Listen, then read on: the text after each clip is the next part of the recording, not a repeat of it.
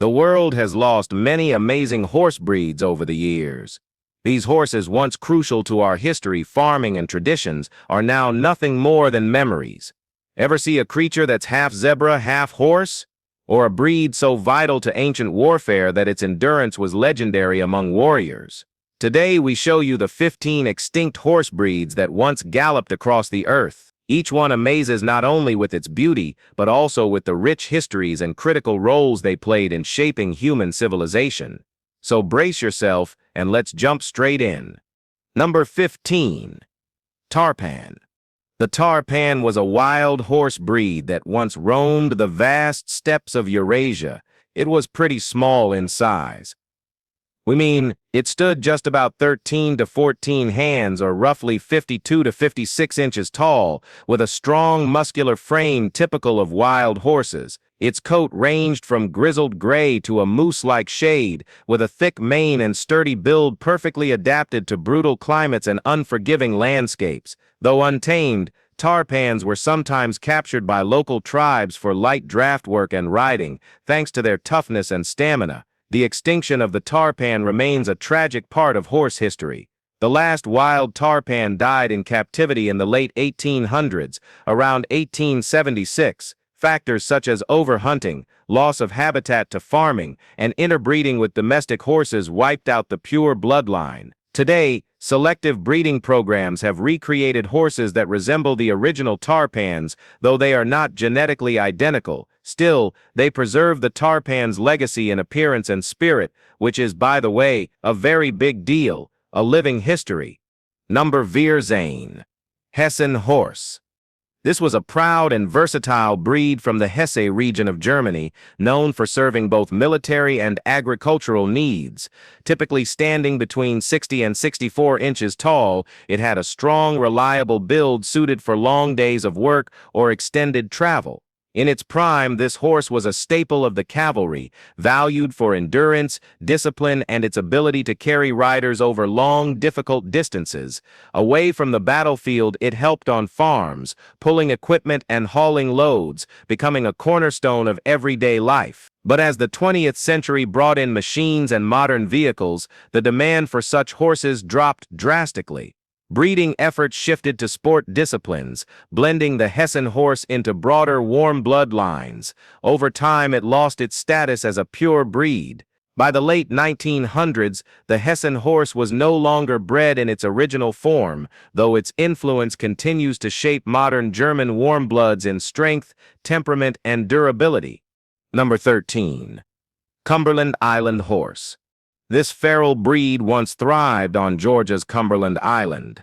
Generally small, these horses stood around 52 to 56 inches tall and came in a mix of colors, bay, chestnut, and sometimes gray, blending effortlessly into the island's natural surroundings. They descended from domesticated horses brought to the island in the 18th century, eventually adapting to the wild. Over time, they grew strong, self-sufficient, and uniquely suited to their environment, surviving by foraging through dense marshes and wooded areas. Their resilience and ability to live independently sparked fascination among researchers and locals alike. Despite this, the Cumberland Island horse population began to dwindle in the 20th century. Habitat disruption, human encroachment, and possible inbreeding all played roles in their decline. By the early 1900s, sightings of the breed had nearly vanished. The last known horses disappeared quietly, leaving behind no pure representatives. Today, their story remains one of nature's adaptability cut short by pressures they weren't equipped to endure.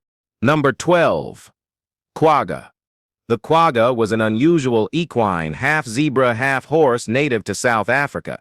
Unlike other zebras, the quagga had stripes only on the front of its body, fading into a solid brown toward the back. It stood around 13 hands, or about 52 inches tall, making it a bit smaller than the average horse. It wasn't just its looks that stood out. The quagga was known for its calm nature, often considered gentler than other zebra species. Because of this, settlers and farmers used it for pulling wagons and plowing fields. Its strength and mellow temperament made it ideal for such work. Sadly, it was hunted extensively for its meat and hide. As European settlers expanded, the pressure from hunting increased dramatically. By 1883, The last known quagga died in captivity at the Amsterdam Zoo. Its extinction marked a devastating loss, but its memory remains one of the most distinct of all equine species. Now it's not something new, it's what humans have been doing so. They wiped out almost everything, and soon they will too. Number 11. Irish Hobby. The Irish Hobby was a historic breed native to Ireland, especially prominent during the medieval period. It stood around roughly 52 to 56 inches in height and was light, quick, and well built for both speed and endurance. Its slender body, narrow chest, and lean limbs were perfectly suited for navigating Ireland's rugged terrain. Coats came in bay, chestnut, and gray, giving the breed a clean, agile appearance. The Irish Hobby was widely used for riding and light transport. Its smooth gait made it comfortable for long distances, and its agility earned it a reputation among messengers, couriers, and warriors who relied on fast travel. Over time, the breed was gradually absorbed into newer lines, especially as breeding shifted to enhance traits like speed, size, and strength. By the 18th century, the original Irish Hobby had disappeared. While it no longer exists as a distinct breed, its genetic legacy can still be traced in later Irish and British horses. Number 10. Turkoman horse. The Turkoman horse is a remarkable breed that originated from the lands now we called Turkmenistan, Iran, and Afghanistan. Standing around 60 to 64 inches tall, these horses had a sleek yet powerful build, known for their reddish-golden coats, long flowing manes, and dignified presence. Their appearance wasn't just for show, it served a purpose. Their narrow, lean frames gave them unmatched speed and stamina, making them perfect for long-distance travel across unforgiving terrain. They were mostly used in raids and warfare, valued for their endurance, agility, and ability to survive harsh conditions. They also influenced other breeds, especially the thoroughbred, passing down traits of speed and durability. Sadly, the pure Turkoman horse vanished by the late 19th to early 20th century. Wars, political upheavals, and crossbreeding contributed to their disappearance. Still, their legacy lives on. Modern breeds today continue to reflect the traits of the original Turkoman: speed, resilience, and beauty passed down through time. So, did it touch your heart? Well, let us know. Now let's move to number 9. Finnish horse. The original Finnish horse, or old-type Finn horse, was a breed native to Finland, distinct from the modern version seen today. It stood about 60 to 62 inches tall, built with a broad chest and thick muscles that made it ideal for Finland's tough terrain and long winters. The old-type Finn horse played a vital role in rural life, used for everything from plowing and hauling logs to pulling carts and sleighs across snowy forests. Its hardy nature allowed it to work year-round, regardless of the weather. Beyond farming, the breed also became popular in harness racing, where its speed and stamina earned admiration. Over time, selective breeding aimed to enhance racing ability and create a lighter frame. This gradual refinement altered the breed's traditional form. By the mid-20th century, the original heavyset version had been phased out, replaced by today's more agile Finn horse. Though the old type no longer exists as a separate breed, its enduring strength and spirit remain deeply rooted in Finland's equine heritage. Number 8. Old English Blackhorse. The Old English Blackhorse, often remembered for its crucial role in shaping the modern Shire, hailed from the pastoral countryside of England. It stood impressively tall, ranging from 64 to 68 inches, and carried a massive muscular frame. True to its name, it had a lustrous black coat that stood out brilliantly against England's green landscapes. Known for strength and stamina, it was perfect for heavy agricultural work and pulling immense loads. Its calm nature and muscular build made it ideal for dragging plows and carts during a time before machines. Beyond farm work, these horses also pulled barges along England's canals during the Industrial Revolution. Despite their power and popularity, the Old English Blackhorse began to vanish with the rise of modern machinery and evolving farming techniques. By the early 20th century, as agriculture became mechanized, the breed faded from use and eventually disappeared, leaving behind a legacy of brute strength and reliability. In short, it was a legendary horse. Number 7. Nisian horse.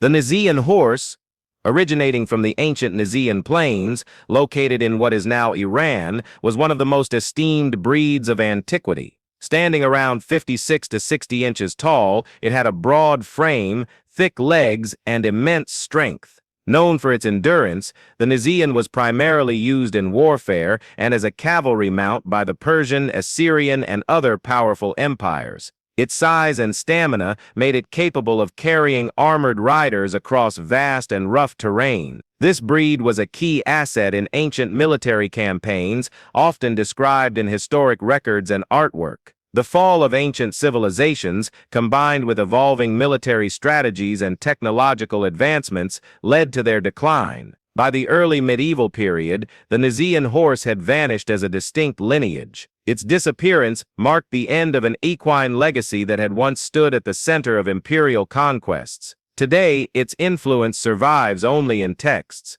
Number 6. Spanish Jennet horse. The Jennet, also known as the Spanish Jennet, was a refined and elegant breed that originated on the Iberian Peninsula, primarily in Spain. Standing about 52 to 58 inches tall, it was admired for its compact build, arched neck, and graceful movement. Its dainty head, short back, and smooth gait made it ideal for riding, especially for long journeys that required endurance and comfort. The breed's signature gait, the paso, offered a steady ride, which made it the favored mount for nobles, clergy, and travelers during the Middle Ages. It was both stylish and practical. However, as military and agricultural needs evolved, larger and more versatile horses took precedence. Over the 17th century, the Jennet was gradually phased out and absorbed into other lines. Though the original Jennet no longer exists, its influence is unmistakable in modern gaited breeds such as the Paso Fino and the Peruvian Paso, which still carry the elegance and riding ease it was once famous for. Number 5. Galiseño. This was a small yet tough horse breed that developed in Mexico, known for its exceptional endurance and agility. Typically standing 48 to 52 inches tall, it had a compact, well-muscled body suited for navigating rough and mountainous terrain. The breed descended from Spanish horses brought to the Americas, eventually adapting to the local environment. Galiseños were praised for their resilience, work ethic, and intelligence. They served multiple roles, used for farming, light transport, and riding, particularly in rural communities where their small size and stamina made them indispensable. Despite their usefulness, Galiseños began to decline in the 20th century. The rise of motorized vehicles drastically reduced the need for working horses. Breeding slowed, and no official conservation efforts were made. By the early 2000s, it was considered extinct as a distinct pure breed. Its memory lingers in rural stories and regional history, a reminder of a horse that once helped shape everyday life across generations of working families. Number 4. Chapman horse. The Chapman horse was a traditional English draft breed primarily used for pulling carts and merchant wagons. Measuring about 60 to 64 inches high, it had a stocky, muscular frame, perfect for long-distance hauling. These horses were heavily relied on in pre-industrial England, especially by traveling merchants known as chapmen, a term that eventually gave the horse its name. The breed was known for its strength, endurance, and steady temperament, making it ideal for trade routes, marketplaces, and rural travel. As England modernized, railroads and motor vehicles gradually replaced heavy draft horses. The Chapman breed was slowly absorbed into other similar working lines or simply phased out from breeding. By the early 20th century, the breed was effectively extinct. No pure-blood lines remain today, but the Chapman's historical role as a trade companion lives on in British agricultural history. It's remembered as a working-class horse, practical, hard-working, and central to a time when horsepower meant just that. Number 3. Danish warm blood. Distinct from today's Danish warm blood, the old type was a proud, established breed from Denmark with deep roots in the country's equestrian tradition. Standing roughly 60 to 64 inches tall, this version of the breed had a broad, muscular build that made it perfect for both agricultural work and riding. Typical coats included bay, chestnut, and black, each adding to its commanding look. Originally bred for labor-intensive tasks like plowing and carriage work, it also served in military roles due to its strength, calm nature, and adaptability. Over time, this versatile horse became a staple in both rural and mounted service. However, by the mid-20th century, changing needs led to focused breeding for sport capabilities. These programs favored a leaner, more athletic form. Eventually, the original type was phased out and replaced by the modern Danish warmblood. Though it no longer exists as a separate breed, the old type's legacy remains embedded in Denmark's agricultural and equestrian past. Number 2. Neapolitan horse. Favored during the Baroque period. This horse from Italy was known for its beauty, discipline, and strength. Typically standing around 60 to 64 inches tall, it had a broad chest, muscular limbs, and a well-balanced frame. Its coats were usually bay, black, or gray, with an arched neck and a commanding, expressive face. These traits made it a favorite in classical horsemanship and formal parades, where elegance and posture mattered. The Neapolitan was equally popular among nobles and military leaders. Its brain, agility, and trainable nature made it ideal for battle as well as performance. Sadly, changes in military strategy and the rise of mechanization led to a decrease in demand. As the 20th century approached, crossbreeding and a lack of focused conservation contributed to the loss of pure specimens. Though the Neapolitan breed is now extinct, its qualities can still be seen in horses used for classical dressage, especially in breeds like the Lipizzaner. Number 1. Norfolk Trotter. Emerging from the Norfolk region of England in the 17th century, the Norfolk Trotter was a notable breed celebrated for its impressive trotting abilities. These horses generally stood between 60 and 64 inches tall, built lean but strong, which allowed them to hold a steady trot over long distances without tiring. Their coats came in various colors, often deep browns or chestnuts. The Norfolk Trotter was praised not just for speed, but also for its smooth gait, making it ideal for carriage driving and later for trotting races. Its ability to travel long distances efficiently made it a prized asset for transporting mail and passengers throughout rural England. However, as demand shifted toward faster, more versatile breeds, the Norfolk Trotter was outpaced and gradually absorbed into the Hackney breed. Breeding programs focused on improving speed and agility led to its extinction by the early 20th century, though its traits live on in modern Hackneys. We hope you've enjoyed this video. If you did, be sure to like, share, and subscribe for more content like this. Thanks for hanging with us, and we'll see you very soon.